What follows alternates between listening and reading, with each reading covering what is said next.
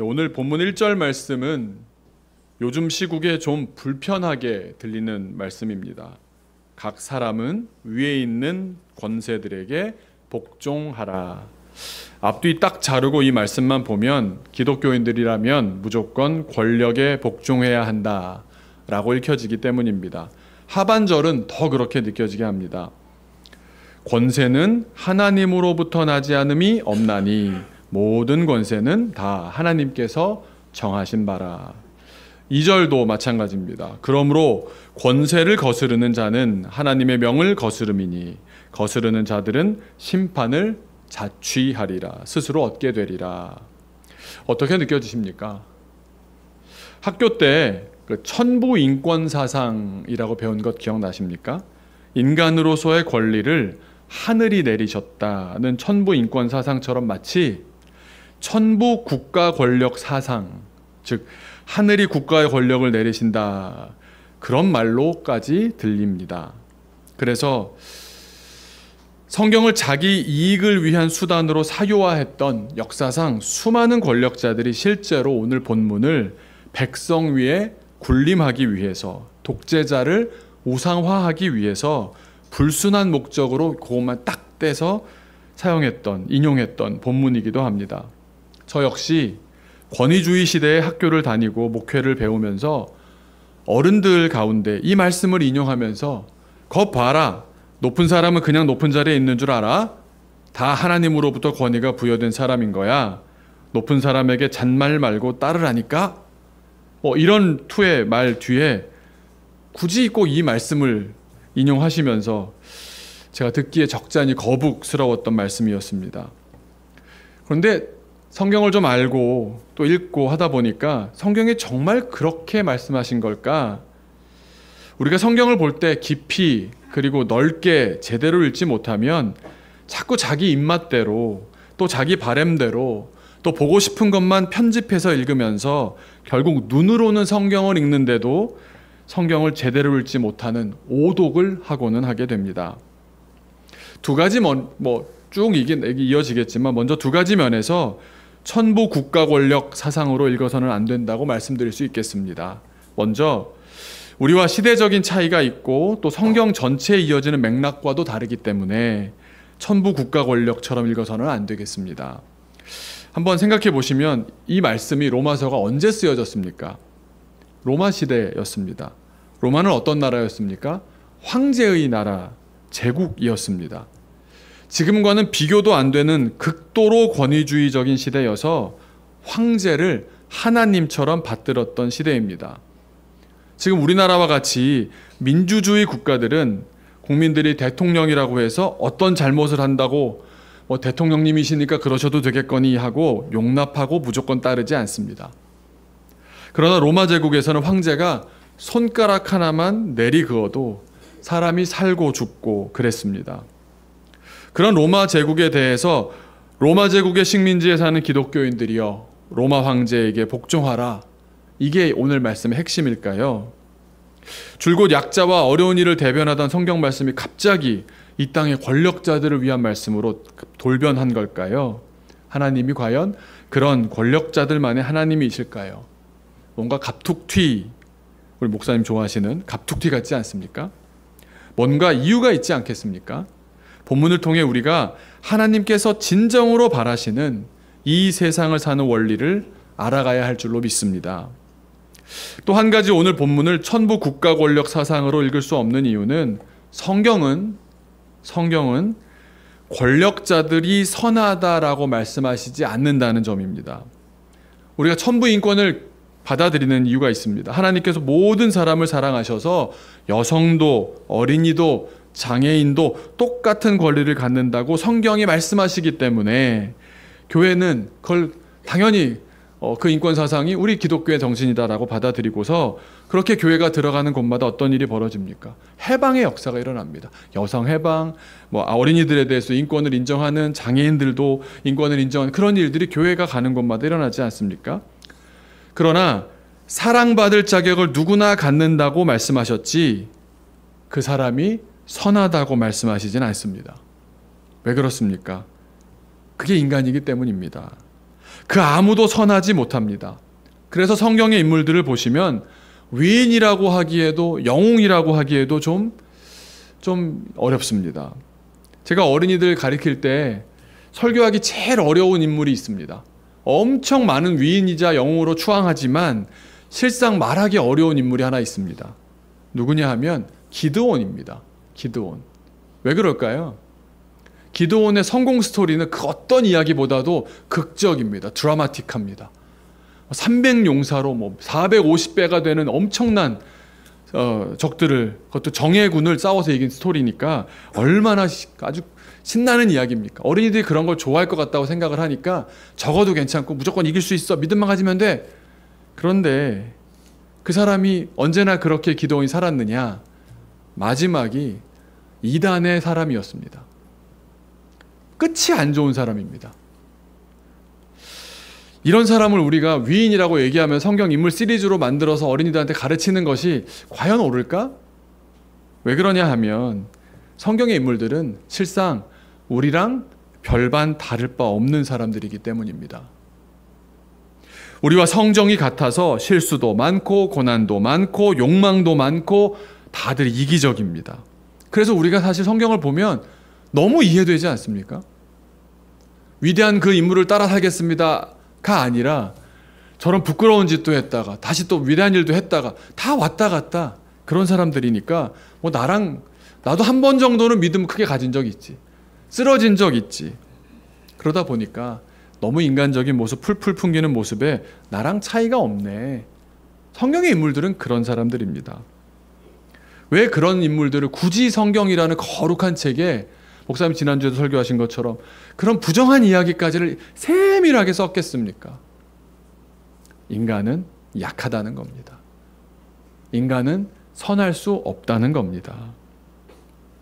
그래서 우리는 사랑받을 자격이 충분한 존재이면서 동시에 믿을 수 없는 존재입니다. 여러분, 우리 스스로 한번 얘기해 보십시오. 나 자신이 사랑받을 존재입니다. 아멘? 맞습니까? 아멘? 그러나 믿을 만한 존재입니까? 네, 아멘이 아니죠, 이때는. 그래서 성경은 그 어느 권력자들에 대해서도 가치 중립적입니다. 그가 악한 인물이든 선한 인물이든, 그가 악행을 저지르든 선행을 하든, 하나님은 이 모든 인물도, 그 인물의 행동도 선하신 하나님께서는 하나님의 선한 목적을 위해 사용하시는 겁니다. 사실 우리도 그렇지 않습니까? 우리가 일평생 하나님만 섬기며 살리라 찬양하고 다짐은 하지만 지난 1년만 돌아봐도 어떻습니까? 부끄럽지 않습니까? 부끄러운 일 한 번도 없었습니까?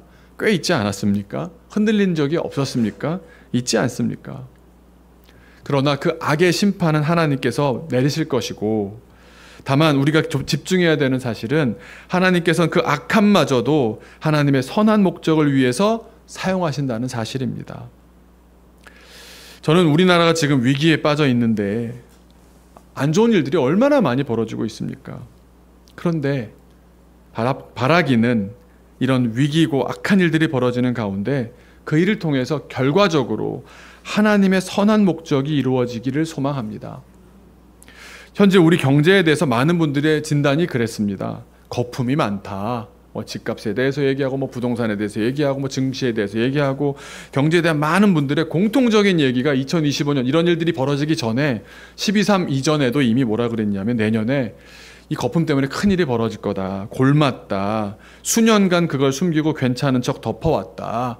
그러나 살기 위해서는 터뜨려야 한다. 무너질 것은 무너지고 가야 앞으로 건강하게 올해 한국 경제가 갈 것이다. 그런데 우리 눈으로 보지 못했었던 것이, 숨겨져 있던 골맞던 것들이 정치에도 훨씬 더 크게 있었던 것 같습니다. 거품이었고 골맞섰고 허위의식이 가득했기에 결국 악한 것이 발악하는 것 아니겠습니까? 드러나게 하셨으니 이 기회를 통해 지금 당장은 너무 아프지만 분명히 터뜨리고 도려내고, 그런 과정을 또 우리 민족이 늘 그래왔듯이 그 과정들을 잘 버티고 지나가며 진정한 법치주의 국가로 거듭나고 진정한 그리스도인, 진정한 교회로 거듭나야 할 줄로 믿습니다. 그렇다면 과연 오늘 이 본문 말씀은 무엇을 말씀하시는 걸까요? 결론부터 말씀드린다면 하나님께서 세상의 권력을 사용하신다는 내용입니다. 이 세상의 권력을 통해서도 하나님은 일하신다는 사실입니다. 그러니까 우리는 자꾸만 이 권력자들이 선하냐 선하지 않느냐 이걸 집중하는데 이건 애초의 기준이 아닙니다. 권력자들은 선할 수가 없는 사람들입니다. 악하기 십상인 사람들입니다. 우리가 그렇기 때문에도 그렇습니다. 우리는 악한 세상 속에 살면서 잠시 선할지언정 계속 한결같이 선하지는 못하는 인간들인데도 하나님께서는 그런 우리의 한계를 아시고도 우리를 통해서 일하시고 심지어 아예 잠시마저도 선하지 않은 인간들, 그 악한 인간들 행태를 통해서도 하나님은 일하신다는 겁니다. 그게 하나님의 섭리입니다. 우리가 그걸 다 정리해낼 수는 없어도 지나와 보면 악한 인간은 계속 악해왔고 하지만 하나님께서는 그 가운데서도 선한 사역을 이어가시기 때문입니다. 아주 오래된 질문이 있습니다. 믿음 처음 갖게 되거나 성경 조금 읽은 친구들이 꼭 하는 질문이 있습니다. 아니 예수님은 유다가 배반할 걸 알고 있었는데 왜 그냥 당하고만 있어요? 십자가에 달리실 만큼 예수님은 좀 멍청한 거 아니에요? 실패하신 거 아니에요? 그러면 교회를 오래 다닌 분들은 뭐라고 대답해 줍니까? 아주 정답을 딱 얘기합니다. 답정너 같아서 애들이 더 이상 묻지 않는 대답이 있습니다. 하나님의 뜻을 이루려고 그러셨어. 그런데 이렇게 답해버리기에는 뭔가 내용도 모른 채 정답만 암기하는 느낌이지 않습니까? 예수님은 세상의 악에 대해서 용납하시는 것이 아니라 그 악에 대해서는 하나님의 때에 하나님의 방법으로 처리하실 겁니다. 그러나 선하신 하나님께서는 악한 사람들을 통해서도 유다를 통해서도 뜻을 이루십니다. 십자가의 예수님은 두 가지 사실을 보여주십니다. 십자가가 왜 크로스일까라고 생각해 보면 여러 가지 묵상이 있고 여러 가지 해석이 있을 수 있겠지만 저는 이렇게 읽습니다. 하나님은 선하시지만 인간은 악하다. 그게 교차되는 것 같습니다. 하나님은 이 땅에서 계속해서 사랑의 역사를 이어가시지만 인간은 계속해서 악의 역사를 이어갑니다. 이게 비슷한 말 같지만 말을 정확히 해야 하는데요. 우리가 악해서 예수님께서 돌아가신 것이지 우리의 악함을 들어쓰시는 하나님이시니 우리가 악한 것도 한 역할을 감당했으니 일조한 것 아니냐로 읽어서는 오독이 됩니다. 우리가 여전히 악의 역사를 이어가는 중에 우리의 구원자마저 죽여버리는 지경까지 이르렀는데 그 과정에 하나님은 같은 시간에서도 가장 숭고한 방식인 희생을 통하여 사랑의 역사를 이어가시며 자기를 죽인 세상마저 구원하시는 사랑의 역사가 동시에 일어났던 것입니다. 세상이 선택한 악함마저도 하나님께서 사용하셔서 하나님의 선한 역사를 이어가십니다. 예수님께서 최후 승리를 얻기까지 정말 인간들을 보면 어떠셨겠습니까? 정말 무식하기 짝이 없고 하늘 높은 줄 모르고 교만하고 예수님을 이용해 먹으려 배신을 일삼고 손바닥 뒤집듯 불신하는 그런 사람들의 악함을 오래 참으시는 중에 최종적으로 하나님의 뜻을 이루셨던 것 아닙니까? 예수님의 돌아가심으로 고발되었던 사실이 있습니다.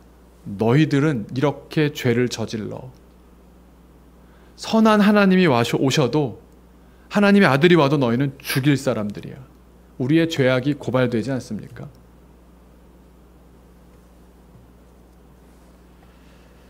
그러니 하나님께서 사용하셨다고 해서 그 사용된 사람, 쓰임받은 사람이나 사용된 권력이 선할 수가 없습니다. 선한 것이 절대 아닙니다. 쓰임받았다 해도 얼마든지 악할 수 있는 겁니다. 우리는 그래서 사람을 믿음의 대상으로 보아서는 안 되는 겁니다. 사람은 사랑할 대상이지 믿을 대상은 아니기 때문입니다. 옆에 분에게 지금 약간 졸리시기 때문에 이렇게 인사하겠습니다. 저를 믿지 마세요. 저를 사랑해 주세요. 네. 그분이 못 믿을 사람이란 얘기가 아닌 건데 아시지 않습니까? 우리 본질이 믿음에 보답할 만한 사람이 안 되는 겁니다. 이런 예가 딱 떠올랐습니다. 오늘 기준으로 대략 한 1000여일 동안 우리나라 정치가 무너지고 인간의 욕망과 무지라는 악이 독버섯처럼 퍼져가는 동안 그 비슷한 시기에 전쟁으로 정말 황폐화된 나라가 있습니다. 어디겠습니까? 네, 우크라이나입니다. 왜 이런 일이 벌어졌습니까? 어떤 놈이 잘못했다 뭐 사람들이 얘기하겠습니까? 한 사람을 딱 지정합니다. 네, 푸틴 때문입니다. 저런 악한 지도자 때문에, 저런 악한 권력 때문에 옆 나라가 수십만 명이 죽습니다. 생이별을 합니다. 여러분 정말 상상을 못합니다. 그 우크라이나 분들 만나보면요, 가족 중에 사망자, 우리가 지금 180명 그런 것도 너무 가슴 아프잖아요. 100만 명 가까이가 죽었습니다. 그냥 폭격 맞아서 아이가 죽고요. 분명 악한 사람입니다. 분명 악한 권력입니다. 그런데 그 악한 일을 경험하고 트라우마 치료를 받고 상담을 받고 있는 우크라이나 난민들을 만나보면 무슨 말 하시는지 아십니까? 하나님 앞에 서게 되었습니다. 이렇게 얘기합니다. 기도밖에 없고 하나님밖에는 의지할 곳이 없고, 본토에 살 때만 해도 내가 정교회였네, 뭐 개신교였네, 카톨릭이었네 따졌었지만, 전쟁통에 갑자기 마음과 전통의 장벽을 훌쩍 넘어서 피난 나온 나라에서 한 교회로 한 하나님 앞으로 모이게 된 겁니다. 그러다가 지난 1000여일 동안 그 푸틴 때문에 집도 잃어버리고 땅도 다 잃어버리고 완전 난민 신세가 되어서 온 유럽 도처로 떠돌고 흩어졌는데, 그들이 가진 건 딱 한 가지밖에 없습니다. 뭔지 아십니까? 믿음밖에 없는 겁니다. 하나님밖에 없는 겁니다. 지금 죽을 수 있는데 하나님밖에 없는 겁니다. 그러니 어떤 일이 벌어졌겠습니까? 이들이 찾아간 곳들은 우리 먼 친척이 독일 남자랑 결혼해서 산다더라, 우리 먼 친척이 스웨덴 가서 자수성가 했다더라. 친척들이 유럽에 많이 있잖아요. 그럼 일단은 친척들이 있는 마을로 가는 겁니다. 그럼 한 집, 두 집 갔다가 그 마을에서 공동체가 형성되는데, 그런데 교회가 생기는 겁니다. 교회가 생기는 겁니다. 유럽 각처에 수백 개의 교회가 세워지는 역사가 지금 현재 진행형으로 이어지고 있습니다. 저도 작년 여름에 난민교회를 갔었습니다. 독일 난민교회라고, 우크라이나 난민교회라고 갔는데, 교인의 절반은 우크라이나 난민이고요, 절반은 카자흐스탄에서 온 사람, 러시아에서 온 사람, 러시아어로 예배할 수 있는 사람들이 모여 있는 겁니다. 그 집 교회 아이들은 독일어로 예배를 드립니다. 뭔가 이렇게 상가 건물 같은 걸 빌려서 예배당을 마련해 놓고 저를 초대해서 어린이 사역 자료 러시아어로 만든 거랑 독일어로 만든 거 좀 나눠주세요, 막 세미나를 했습니다. 끝나는데 너무 기분이 이상한 게, 저 앞에 너무 진수성찬으로 빵이지만 해놓은 거예요. 그래서 저를 먹는 걸 다 쳐다봐. 20명 정도가 이렇게. 안 드십니까? 그랬더니 한마디도 안 하다 마지막에 정말 궁금해서 몇 번을 물어봤는데 대답을 안 하죠. 왜 안 드세요? 그랬더니 저희는 금식 중이에요, 이러시는 거예요. 그걸 다 맛있게 먹은, 난 또 맛있게 먹어야 된다는 생각으로 신방을 왔으니 잘 먹어야지. 엄청 잘 먹었거든요. 얼마나 제가 돼지 같아 보였을까요?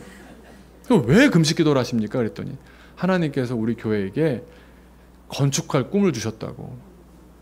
그래서 저희도 다 어려운데 헌금이 모여져서 어떤 건물을 하나 저희가 이제 구입하게 될 것 같다고. 그래서 기도하고 있다고.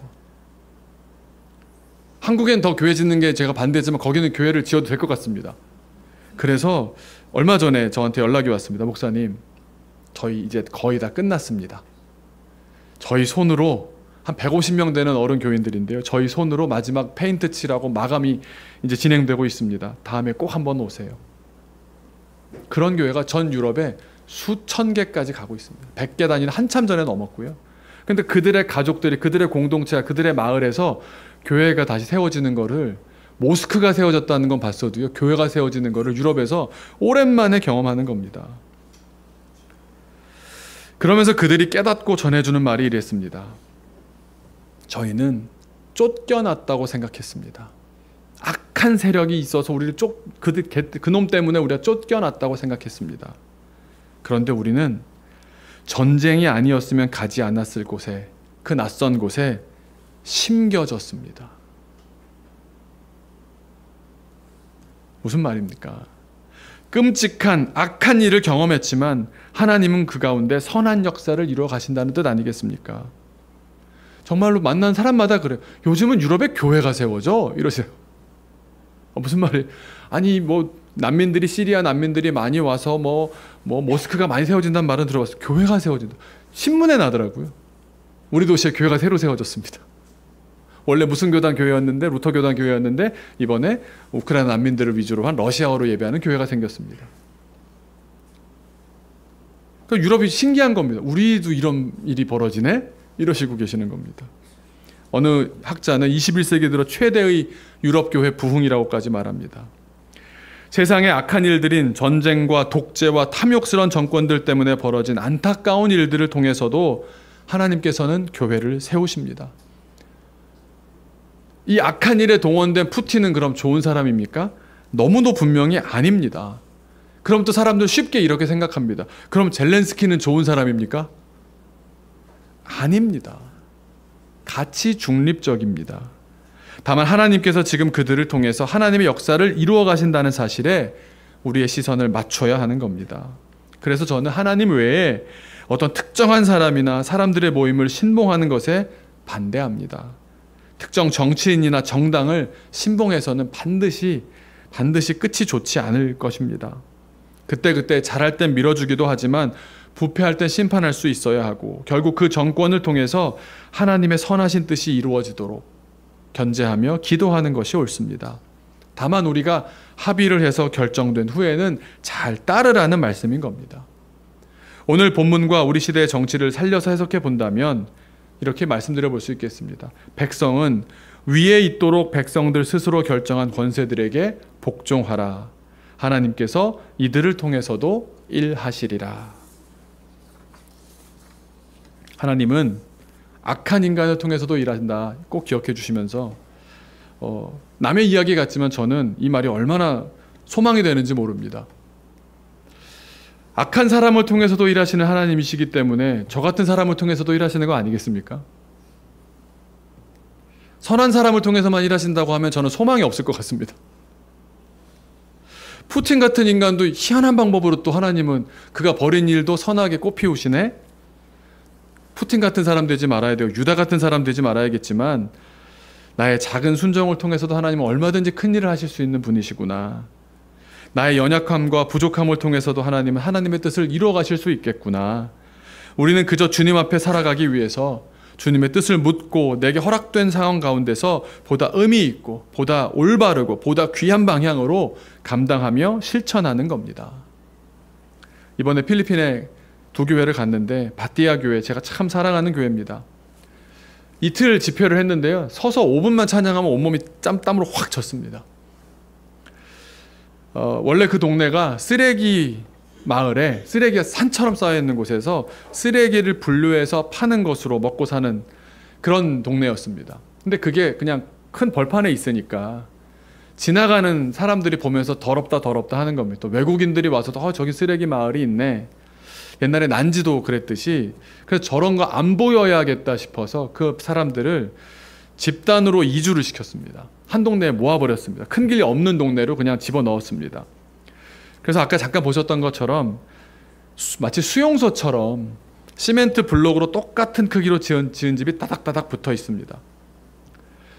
근데 그 마을에 무슨 소망이 있겠습니까? 그런데 여기 계신 선교사님은요.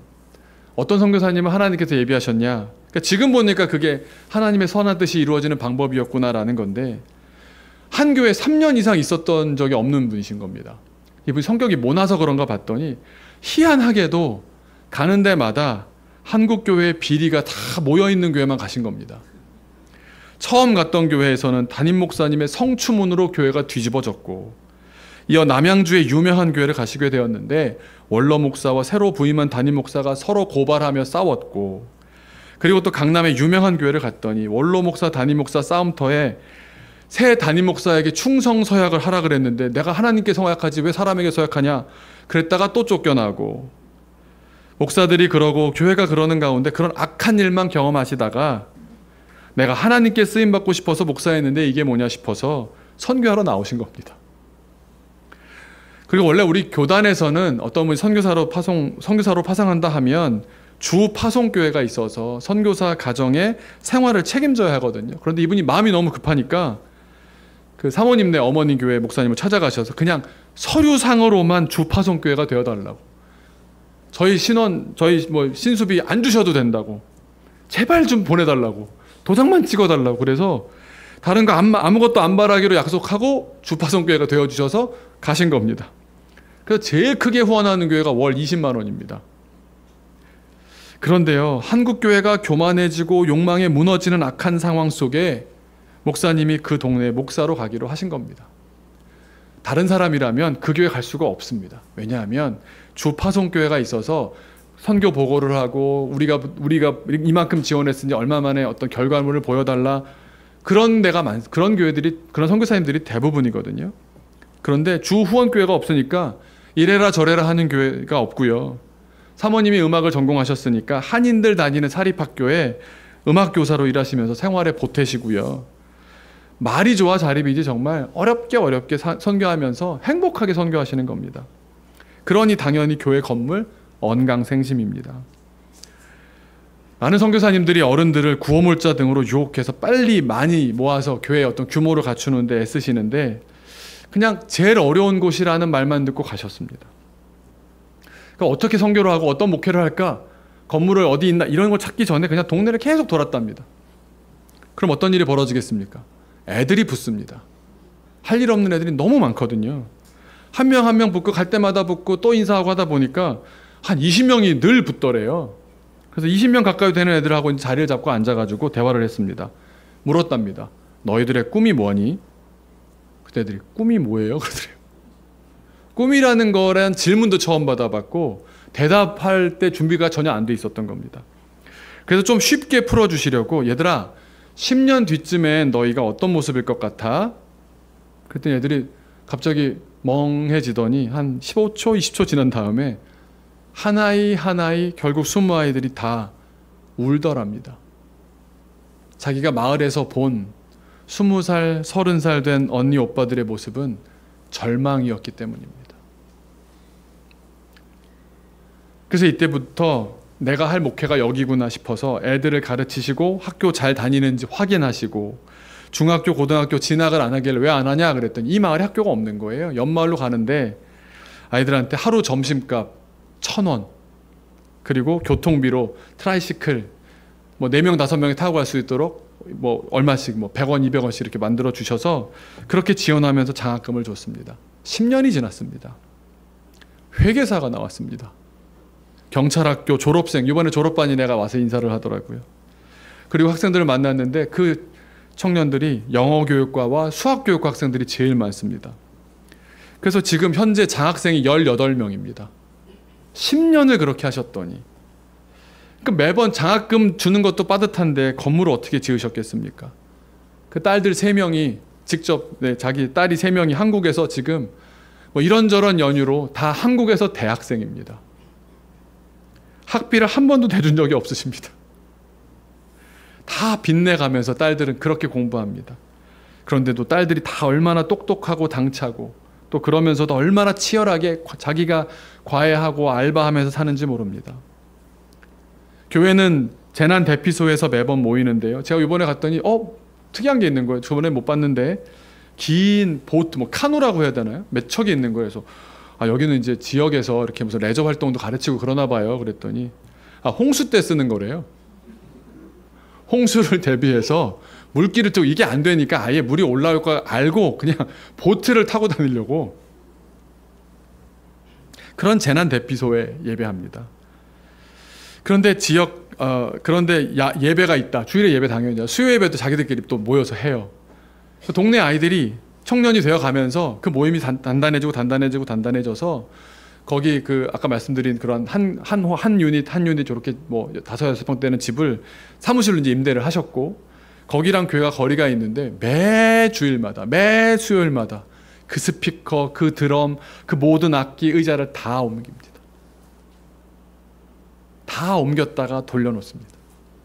한 번도 빠지지 않고 비가 오나 눈이 오나 하는 겁니다. 수천 번을 한 겁니다. 10년 동안. 제가 가서 같이 그 아이들과 뭘 들고 옮겨놓는데 같이 걸어가는데요. 정말 가슴에 뭔가 훅 올라오더라고요. 하나님께서 한국 교회의 악한 욕망들을 이용하셔서 그들의 악은 하나님께서 언젠가 하나님의 때 처벌하시고 심판하시겠지만 그걸 통해서 오히려 하나님께서는 그 한 선교사님을 정말 그런데 아픔이 너무 많기 때문에 사람밖에 없구나라는 마음 갖게 하셔서 그 지역으로 가셔서는 필리핀 어느 철거촌 마을에 소망의 선한 사역을 진행하고 계셨던 겁니다.